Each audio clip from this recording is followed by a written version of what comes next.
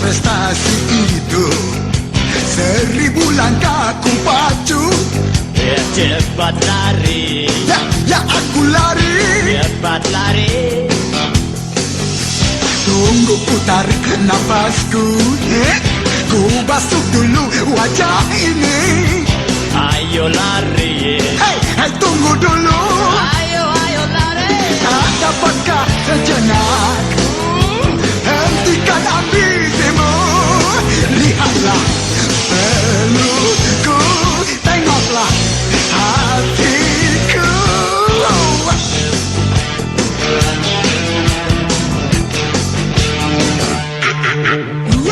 Seribu satu problema menyesap di dalam dada. Apa itu? Susu anakku, Apa itu? oh, tak kau hiraukan mereka. Walau mereka walau Walau apa? Walau apa? tak dapat kesejahteraan. Akan disampaikan oleh Bapak Dr. Ruben Vincent Tigno Supit, benar Pak? Ada baiknya kita bacakan dulu kriterianya. Dr. Ruben merupakan seorang dokter umum dengan minat kepada sehat seutuhnya, khususnya pola hidup sehat dan manajemen kesehatan paripurna atau dalam kuratif, rehabilitatif, dan promotif preventatif untuk Indonesia sehat manusia seutuhnya. Riwayat pribadi dan keluarga.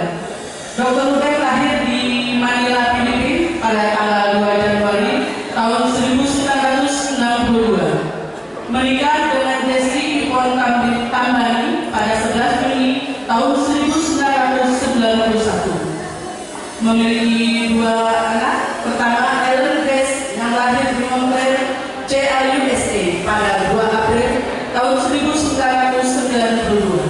Sedang putranya, James Elisa Hamonangan, lahir di Medan pada 30 Juni 2006. Riwayat pendidikan, Fakultas Kedokteran Universitas Samratulangi Manado, S1 Kedokteran Umum, tamat tahun 1992. Riwayat pelatihan, berbagai pelatihan tentang kesehatan, manajemen kesehatan, upaya kemanusiaan, dan pengembangan masyarakat di Indonesia dan luar negeri. Riwayat pekerjaan, Direktur Rumah Sakit Arben Bandar Lampung dari Desember 2013 sampai dengan sekarang. Asisten Country Director ADRT Indonesia atau NGO dari bulan Januari 2012 sampai dengan Desember 2013. Kedua pengurus Yayasan Rumah Sakit Arben Medan dari Januari 2009 sampai dengan Desember 2011. Direktur Rumah Sakit Arben Medan dari September 1997 sampai dengan Desember 2008. Dokter umum Rumah Sakit Arben Bandung dari Februari 1997 sampai dengan Agustus 1997. Dokter PTT Puskesmas Mailang Kabupaten Bolang Mongondo Sulawesi Utara dari Januari 1999 sampai dengan Januari 1997. Dokter umum Rumah Sakit Advent Bandung dari Oktober 1992 sampai dengan Desember 1993.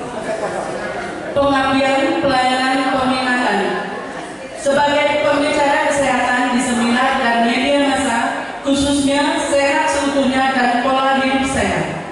Relawan konselor dan pembina dari kelompok relawan kemanusiaan dan pengembangan masyarakat dalam kurung bencana alam, kesehatan, pendidikan, pertanian, ekonomi kecil dan menengah di berbagai tempat di Indonesia dan luar negeri.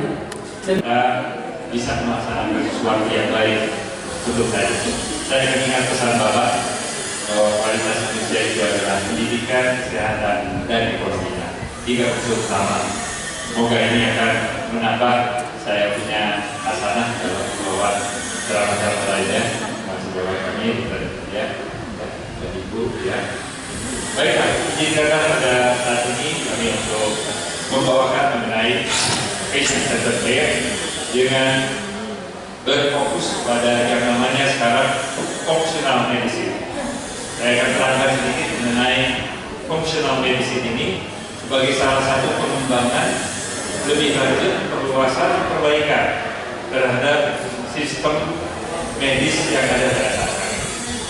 Jadi kalau Bapak Ibu ke depan nanti akan mendengar ada sesuatu istilah medis fungsional, ini adalah perluasan, tetap berbasis kepada ilmu kedokteran, ilmu keperawatan, namun dia juga masuk kepada ilmu sosial dan juga kepada ranah alami dan juga pola hidup, serta juga mungkin mengenai keyakinan atau juga agama sesuai dengan keyakinan masing-masing.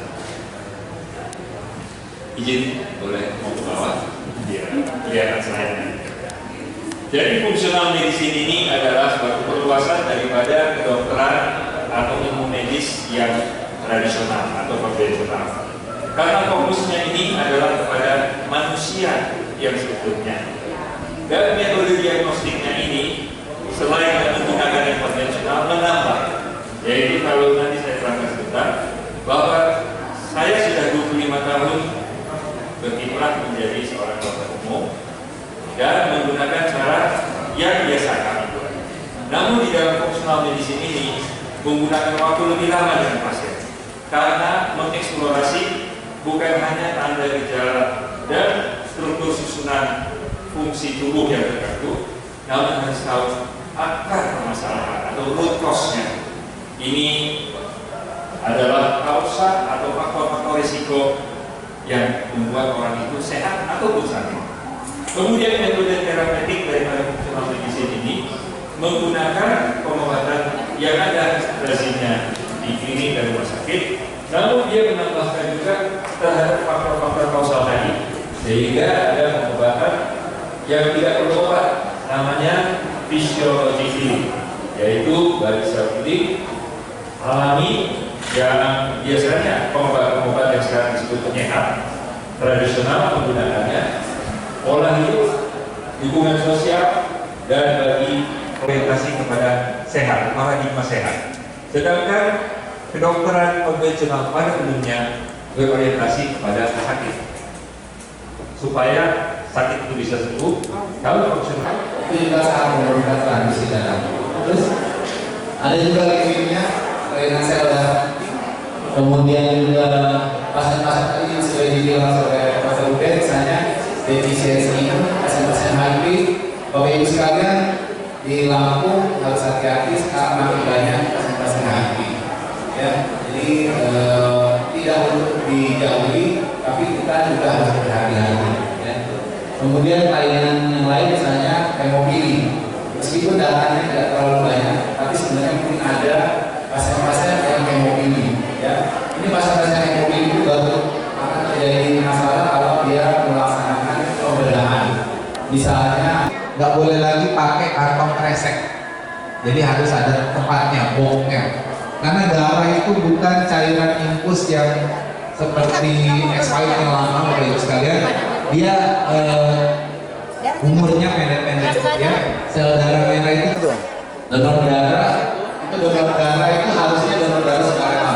Tetapi Bapak Ibu sekalian, saya mohon maaf, di kantor kami kalau tidak ada stok darah, banyak orang yang mau membantu jadi donor tapi minta bayar. Namanya donor darah bayaran. Ya, bisa mengundang kami terkait dengan seminar kesehatan. Jarang sekali ya universitas yang sifatnya hukum ataupun yang lainnya ya spesifikasi itu mengundang tim kesehatan. Alhamdulillah sekali lagi tepuk tangan yang semangat tentunya ya. Nah, saya dapat tugas untuk menyampaikan konsep atau materi aplikasi tentunya yang kaitan dengan pasien care ya, untuk center care yang dimana terkait dengan dunia perawatan. Bapak Ibu seperti diketahui Lampung ini cukup besar dengan masyarakat perawat. Alhamdulillah sampai 7.000. Nah, itu sangat besar sekali Pak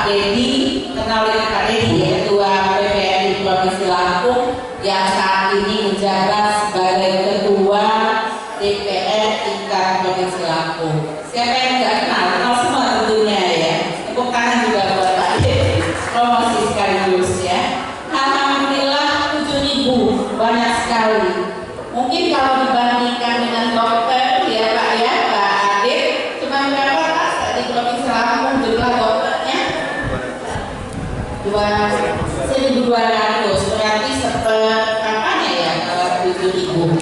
Melayani benar-benar secara utuh, secara komprehensif di dunia keperawatan itu membutuhkan pengetatan teknologi. Jadi kita tidak melihat teknologinya, tetapi kita memberikan bagaimana memberikan asuhan kepada pasien tersebut. Nah, pasien tersebut kita bukan hanya memberikan pelayanan.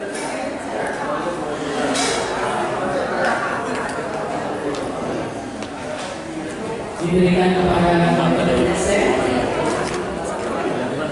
Vincent T. Sumit. Berikutnya pada Ibu Lina Maulidiana.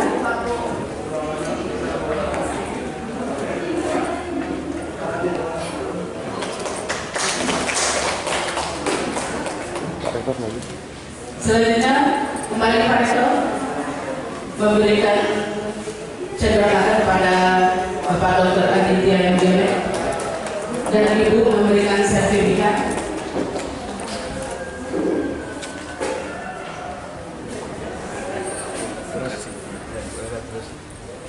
Nanti dibantu ya.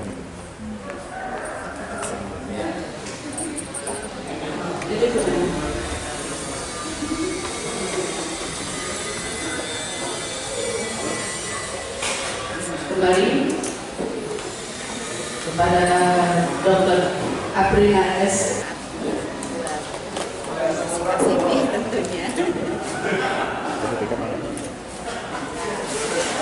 Kami persilakan untuk foto bersama. Kami persilakan kepada para wakil rektor untuk dapat berfoto bersama. Wakil rektor 1 Ibu Sri Zanaria SMH, wakil rektor 2 Bapak Kuswara SMM, wakil rektor 3 Bapak Kuswara SMM, beserta unsur yayasan dipersilakan.